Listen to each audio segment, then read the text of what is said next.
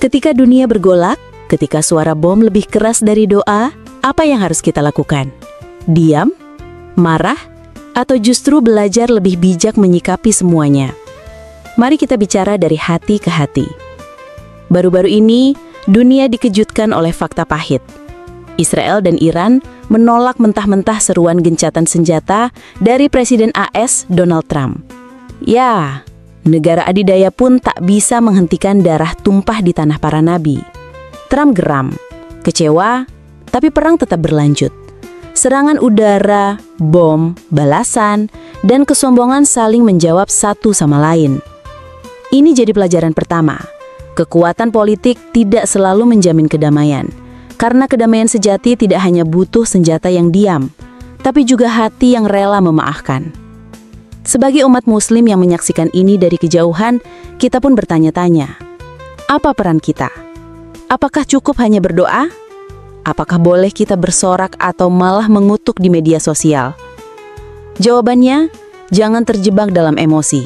Kita tidak sedang main game perang. Ini nyata. Ada anak-anak, ada ibu hamil, ada orang tua yang tak bersalah yang kehilangan segalanya. Maka peran kita adalah menjadi penyaring, bukan penyulut. Menjadi penyejuk, bukan pemanas. Di zaman digital, jari kita bisa jadi peluru. Sekali membagikan hoaks, bisa memicu kebencian global. Sekali komentar kasar, bisa menyulut perpecahan antar umat. Maka jagalah jari-jari kita. Rasulullah pernah bersabda, barang siapa yang beriman kepada Allah dan hari akhir, hendaklah berkata yang baik atau diam. Kalau kita tak bisa menghentikan perang, setidaknya jangan menambah bara dengan postingan penuh emosi dan fitnah. Kita bukan tentara, tapi kita adalah penjaga moral di lini belakang. Lihat bagaimana konflik ini membongkar banyak wajah. Pemimpin dunia yang bingung, negara yang tak percaya satu sama lain, dan rakyat yang jadi korban. Pelajarannya jelas, kekuasaan tanpa kasih akan menciptakan kehancuran. Hati tanpa iman akan membiarkan nyawa tak ada harganya. Maka dari itu, mari kita isi hari-hari kita dengan amal.